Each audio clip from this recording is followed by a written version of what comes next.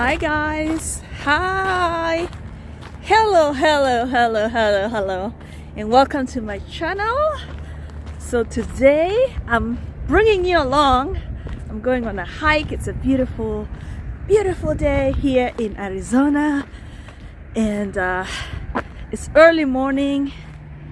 Let me do this. It's early morning, and somewhere in the United States of America, somebody is shoveling snow, not me. I'm gonna flaunt that because I made that choice. And then when it comes to summer, it's gonna be too hot and they can flaunt their summer weather. So I'm really excited right now. Welcome to my channel. My name is Tuya. I'm gonna have some interesting conversations today about the struggles of diaspora. So people have made videos and say, why do diasporans struggle? So today I want to make my observations, tell you what I think about it. I know I've interviewed someone about it. I've responded to a video by Betty AZ, why do diasporans struggle? So today I want to give you my opinions about the struggles of a diasporan. For those who are, you're working hard to come here, I am going to give you a very honest opinion, and some statements I'm gonna make are going to be controversial, so I'm just gonna throw that out there. So do you guys want to see where I'm heading? Let me show you. It's the same. I've hiked here before with you guys. I have shown it to you guys, so let's see. So that's where I'm headed, guys. I'm gonna go around that mountain, that little hill mountain, whatever. I'm just gonna go around it as I have these conversations with you. So welcome. So why do diasporans struggle? Is there a struggle in diaspora? Do people struggle here? Hell yeah! Just like any person in the world, it's life, it's part of life. So I think that's the angle that I'm gonna take. Like, diasporan struggle. Do you want to see my eyes? There you go. So I'm not intending to be rude wearing glasses. Not that you want to see my eyes, but I think sometimes it feels like you're being rude wearing glasses, but I need to protect my eyes. So here you go. Okay, so I'm already panting. So let's start with struggle or stressors. I'm gonna call them stressors. Any struggles come with a stress. So as a diasporan, the first struggle that you will have, why would you struggle? The first struggle you'll have is you have been removed from a culture that you're born into and transported into, by choice obviously, into a new culture.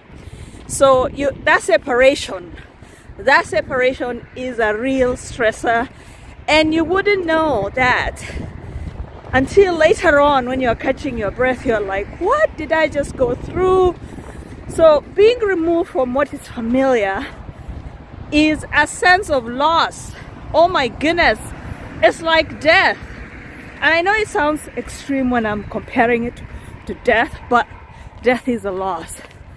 The only difference is it's not permanent, right? But with time, the longer you stay here, the longer you have to endure that separation. So when you come to the diaspora, you're coming, obviously some people have their families, but somebody had to start. So if you're starting over, the first struggle that you have is that separation. When I'm in Kenya, I wouldn't even be taking this hike by myself because I have so many people that I know, right? So that's a struggle that you will have. The first thing is that it's called, in psychology, they call it unresolved loss. So it's a loss that is hanging in your head. It's kind of like that loss of having somebody missing, right? Having somebody missing.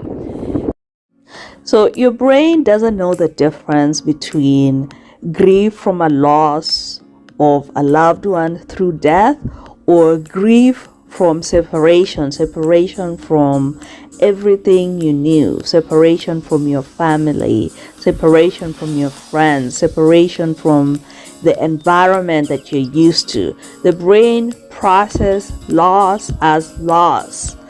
So even though maybe the degree of the depth of that pain would be different, but in your brain, the brain processes grief the same way. So you're gonna go through grief of loss from separation. And actually it is a type of mourning. You're mourning the death of your former existence to a large degree. You existed differently in your country and now you're in a new country. So recognizing and being self-aware what is going on with you is a very good place to start. Being aware that you're going to go through these stages of grief. You're going to be depressed at some point. Sometimes once the diasporans come here, they just become friends with people just because of one reason, because we are from the same country. Even when that friendship or relationship is not good for you. So if the common denominator is just because you're from the same culture, it's never a good thing. So that's one struggle that I see people having, like choosing friends, choosing relationships, just because you're just so desperate to have that familiarity. And that's one poor choice that people make. And I used to be like that too. I came to this country and I went to a very small town. And in that school okay.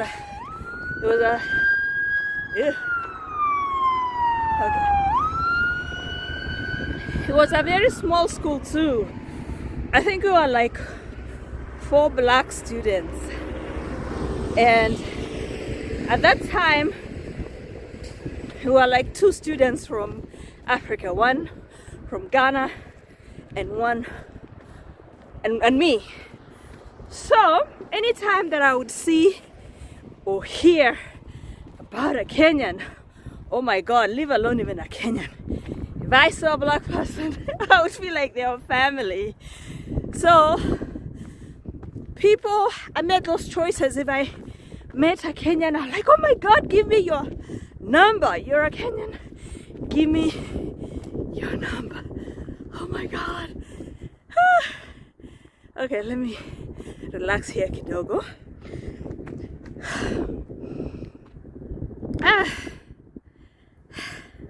So the struggle becomes the struggle of having good people in your life.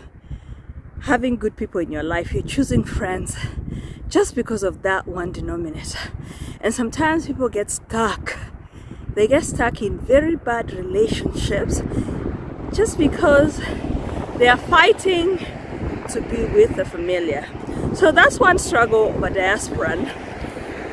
That is one struggle. Okay, so they have this nice sitting area here. So I just decided to take a break a little bit. So I was talking about not having ties, having social ties, not having your family. It takes time to bring people here. And starting over is really very, very difficult. And I think a struggle of a diasporan is the struggle of a human being. It is called life skills. So that's something that you need. So that struggle of not having a social network is going to affect you financially.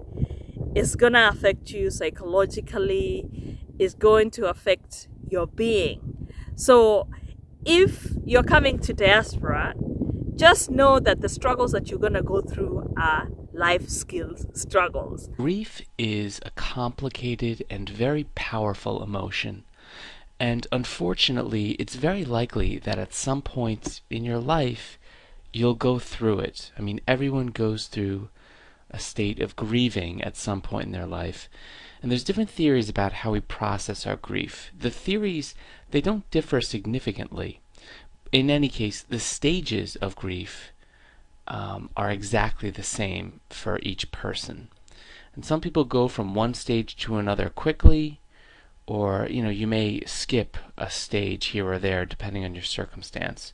And others may get stuck on a single stage of grief and have difficulty moving on. Now, knowing these universal stages of grief and knowing what to expect can really help you deal with your emotions. Once you're faced with your own personal loss and grief, it helps enormously to know what's going on. It doesn't matter, if what you experience is slightly different than the theory. It's going to give you a sense that you're not alone with your pain. Others have gone through this and survived, and so will you.